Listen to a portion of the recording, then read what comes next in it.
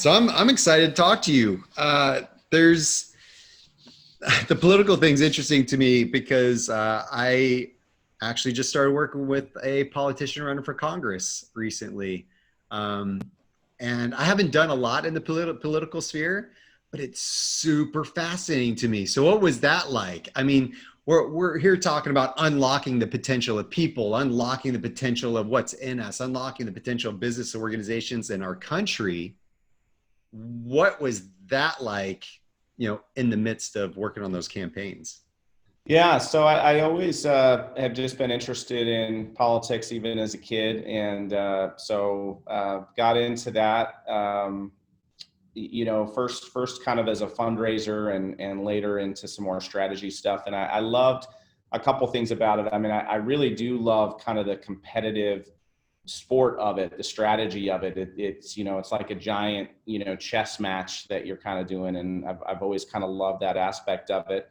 And then, with the fundraising on kind of the national level, I didn't get into it for this reason, but I realized after I got into it that it was just a great network build opportunity, because I, be involved and go to these, different meetings where all these kind of top fundraisers from around the country would come in, and just met, some amazing people through that. And it really, back when I really first started doing that in 2007, I was kind of the youngest guy in the room. And it really taught me that, nobody in that room asked me for my resume or a copy of my bank account, or what college I went to. I mean, they accepted me as a peer, and I was able to network that way. And it really taught me a lot that, I didn't have to be kind of limited in kind of the aspirations I could have, or the deals I could go out and put together, because it really is just about relationships. And if you have relationships with people want to work with people that they know and have relationships with, and they're always open to that. So there was a lot of benefits from it, a lot of cool moments along the way. Meeting the sitting president of the United States back when George W. Bush was president, and some of those cool things that happened along the way. But it's tough. It's definitely gotten to be a tougher environment, in these days. And so that kind of burned me out a little bit. And so I decided to retire from politics and focus just on business.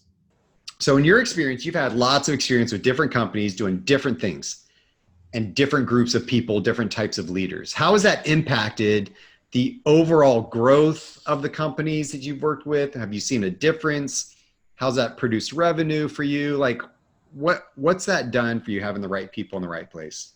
Sure. Yeah, I think that's really the most critical component that we look at. In fact, one of the things we always say is we invest in people. We don't invest in companies or in projects. We invest in people, because without the people, you're not going to be successful. And it can be a great idea, but if it's not the right people in place that are going to be able to execute a plan and inspire people around them, draw talent to come, work with them, it's just not going to be successful. And so that's really always the first thing that we look at when we're looking at investing in a company, whether it's a startup or whether it's an existing company. We're always looking first and foremost at the leadership of that company. A lot of times that may be just an entrepreneur, a founder, a CEO, and then we're looking at the other people around them. As an example, we invested in a company about a year and a half ago, where when we first started meeting them, they were pretty small. They only had a couple employees, but then there were these other people kind of hanging around the office, and in talking to them, they were people who weren't even being paid because there was no money to pay them yet, but they believed so much in this leader, in the founder of the company, that they just said, "Hey, I'll work for free up until the time you can pay me, because I believe in the product, and I believe in the leader."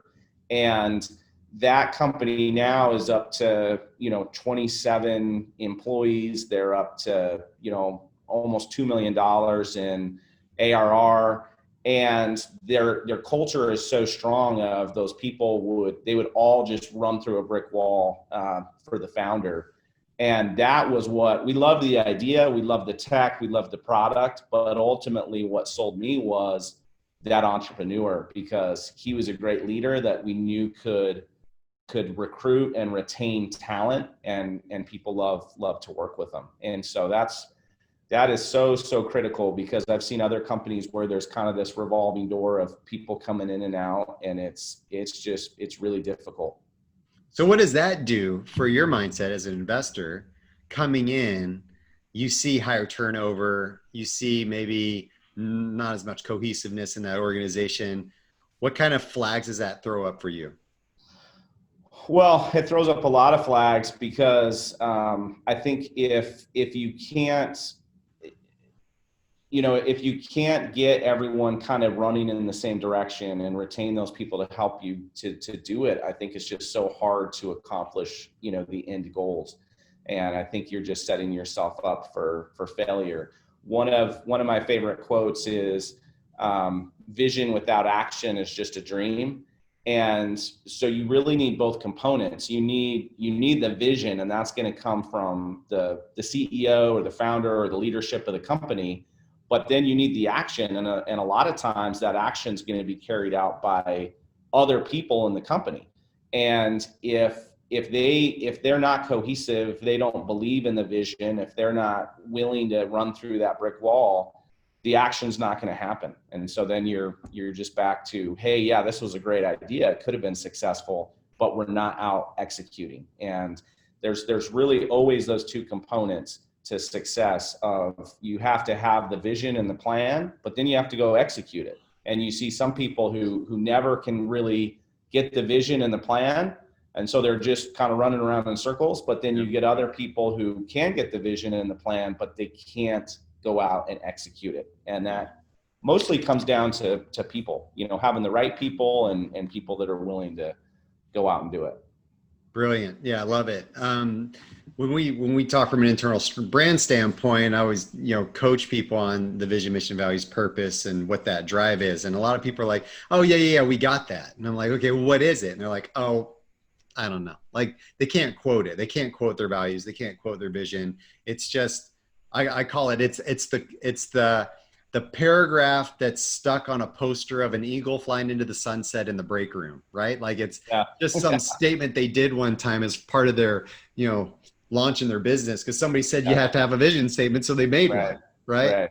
But the problem is, and what you said about that one company that you invested in, and that people were working for free because they believed what the company believed or what the CEO believed. They had a belief system that is more important now than almost ever, that, the older generations used to work for the paycheck. It was like, I want to make sure paycheck is here and I'm going to work up more money. Now it's almost the mindset of these younger generations are coming along and saying, that's cool, but I'll even take less money if I believe in what you are doing. Right? Absolutely. Have you seen that? Absolutely. Yeah, I think it's a combination of believe in what you're doing, but and also just happiness. I mean, I think kind of like you said, the older school mentality was, I'm going to punch the clock. I'm going to, work at this company for 30 years. It's a means to an end. And I think now you're seeing employees valuing their work happiness, their work-life balance, all of those things, they're valuing at kind of the same level as their compensation. And so you've got to have all components of that. Absolutely. So what things have you seen working with these various different companies? I mean, you've worked in the political sphere, so you've seen leadership and culture in that. You've seen them in the companies you've started and that you own stake in. You've seen companies that you're investing in. What works and what doesn't? Yeah. So I think that one of the things I feel is really important is that there's good communication and honesty with the employees. I think what can be really frustrating for employees is if they don't feel like they're given a pathway to succeed. That someone's always mad at them, a manager or a boss is mad at them or saying they're not doing it the right way, but maybe they haven't been trained correctly. Maybe the expectations haven't been set. So you're really putting them in a position to fail. And that's really frustrating because people don't want to fail, first of all, but then second of all, they're going to get frustrated because they say, well, I don't even, I haven't been given a chance to succeed. And so I think that's really critical. I think another thing is finding the right spot for an employee. We've had employees that we thought were the right fit for a certain job, and then we got into it and we were like, whoa, this isn't the best fit for their skill set, but they're hard workers, they're good culture contributors. We don't just want to fire them. So let's kind of reshuffle the deck chairs and find the right spot, put them in a position to succeed instead of just keep beating on them to do a job that maybe they're not best suited for. So I think that's really critical. And I think that employees really appreciate the chance to just share how they feel. And so one of the things we do in the companies that we own is, we have real kind of sit down evaluations where one of the questions that is always asked is just, how do you think things are going? And you'd be amazed at kind of the information that will come out from them. And I think what is most concerning sometimes is when you have an employee that you really like, that you would never want to lose, and then through that setting, you find out there's some sort of unhappiness or some sort of issue. And that's the great value of those types of meetings, is you can discover it, you can fix it, because you don't want that employee to leave. And so it's kind of like, sometimes people get the little sliver in their finger, and it may be a small thing, but it just kind of eats at them. And then, all of a sudden they leave, they quit, they go find another job, and you're shocked. What happened? Well, if you're shocked, it's because there's not that open communication and dialogue with the employees, which is super critical. And it may not be, depending on the size of the organization, it may not be the CEO having those conversations with every employee. That may not be feasible. But if it's not, then it's got to be a manager who understands the purpose and is doing that same thing. And then you need to follow up with that manager and go through what was said and all of these things, and kind of get a report back. And I think doing those types of things really helps the employees feel like you care, and that they're listened to, and that they're really part of it. I mean, I think employees want to feel like they're a part of the success. And so along those lines too, I think sharing with them, even entry-level employees, we try and share as much information as we can so that they feel like they're part of it. It's not like, hey, we're talking about all the important secret stuff in the conference room, you just go do your work. It's like, hey, here's the great things that are happening. Here's a client we just landed, or, we had our most successful month ever, and you're a part of that. Those types of things I think help a lot. Yeah, there's I just read a Forbes article. It's talking about transparency and communication, which you just said, right? That were really, really important for that culture. And I also want to pick up on something else you just said there at the end, is communicating the wins, helping them feel part of the investment, right? Because if you have people that maybe are working for free, or that aren't working for as much of a paycheck, but they're there because they believe in the system and they believe in the product, they believe in the mission of what you're trying to accomplish, then keeping them informed, right? Just saying, hey, this was a win. Because I think that some entrepreneurs, and tell me if I'm wrong with some of the people you worked with or even personally, but I know me, I have a hard time celebrating the win because I'm always on the move. I'm always moving, right? So I don't take the time to sit there and go, guys, well done. Like, that rocked. We killed it. What did you guys like about that? Or, it's always like, okay, cool, but what can we do better next time? And then let's go on the next thing, right? But helping them feel like we did it, we accomplished this thing, is going to help them want to do more, right? You agree with that? Absolutely. And that's a great point. I'm similar that way, where, when I have a big win, it's kind of like, well, I should have accomplished that. So I'm not going to sit around and celebrate it. Let's move on to the next thing. But I do try and take the time to, show to the team, hey, this is a big deal. This is a big win, and we can't take it for granted. And we can't, we need to celebrate the wins. And again, with the whole team. And we've definitely tried to do that, with our own employees and our own companies, is just saying like, hey, let's celebrate, these great wins. Everyone was a part of it. And we really believe that even, the most, the newest entry-level person is still a part of it because everyone is contributing. And I think that goes a long way. I think that the employees appreciate, they want to feel valued and they want to feel validation. And that's one of the ways that you can convey that to them. Yeah. I think that human resources has become more important than probably ever was, or is being looked upon now as something different. Now that COVID has happened, the Black Lives Matter movement is taking more of a public eye, that human resources and the way we are building our cultures and our value systems inside of organizations. Now everybody's like, oh yeah, we've got values. Like, oh yeah, we are inclusive. I promise. Like, remember, now it's the dust is being kicked up and companies are having to really walk the talk. And we're seeing the companies that aren't and the companies that are. So, and the people that belong to those companies that are, and that have always felt loyal to that, are going to stay loyal to those companies. And the companies that are calling them out, that's what's happening, right? And it damages businesses' futures ongoing. That relationship, that ability to drive revenue and drive good relationships with their clients and customers ongoing. You've seen leadership go in and out. And sometimes with these companies, you may be like, hey, we don't have the right person in the right seat. We need to reevaluate this leadership role. How do you recruit and retain that good talent? Yeah, sure. I think that is super critical. And so I think the first part of it is kind of finding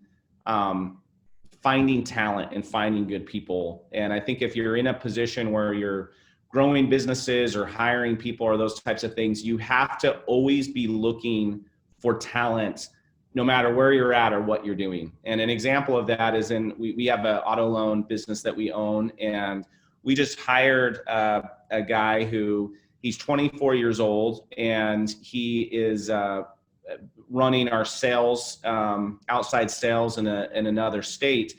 I first met him when he was 16 years old. And I met him when he was 16 and was really impressed by him and the way he kind of interacted with me as an adult and the conversations we had and kind of his goals and just kind of his charisma. And at the time he was 16, I was like, that's someone I want to work for me. And so I also have some retail stores. And so I offered him a job in one of the retail stores, and he worked for me. Then he left, he went away to school, he did other things. We reconnected just about 6 months ago, and now I've hired him for this job. But that all began when he was 16 years old, as far as always kind of being out there identifying talent. And so when I'm out, I've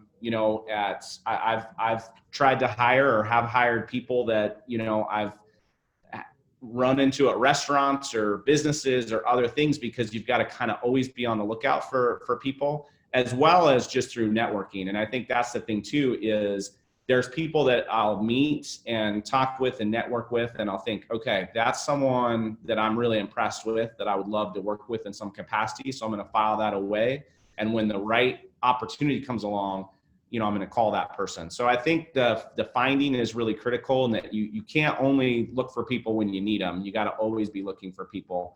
And then as far as retaining them, I think a big thing is just making them feel like they are a stakeholder in the business. And if they really are, through equity or options or something like that, that's even better. But even if that's not feasible, just making them feel that way, making them feel like, hey, you're critical in running this business. You're not just, someone put in place to execute what I say. Like what you think, what you do is critical to our success, and really, empowering them in that way, I think just makes a big difference. And then of course, the third thing, which kind of just goes along with everything we've been talking about, is just that job satisfaction. I mean, I think now more than ever, if people aren't happy in their job, they're going to look around, they're going to go do something else. So, make sure they're happy, make sure there's some balance in what they're doing and what the expectations are, and help them along the way. And I think that goes a long way through retention,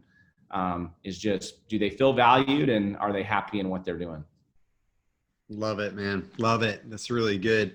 I really appreciate you. I mean, there's a lot of things you've said. I mean, there's based on some science that we've looked at. 82 we determined about 82% of people in the workplace feel not valued, not heard, not understood, right? And what we talked about here and what you've mentioned a lot about transparency, communication, helping them feel invested, and making sure they're happy is all part of that. And communicating clearly expectations and those roles, making them feel like they aren't a failure, right? And investing in them to say, you know what, you're not performing at your best. We're not just going to cut you. Let's figure out why, and let's figure out what we can do to like shift this thinking, right? And maybe your role and responsibility. So, Travis, super grateful again that you could come on. And where do people find out more about you and what you do and how they can get in touch with you, and further that conversation? Sure. Yeah. I mean, you can go to our website. It's just capital11.com. The 11 is spelled out. And you can email me from there, or also you can find me on LinkedIn, Travis B. Hawks, and you can message me on LinkedIn. I check those messages. Sometimes it's a lot, but I check them because you just never know. You never know what's going to come in. So yeah, either one of those ways are a good way to catch up with me.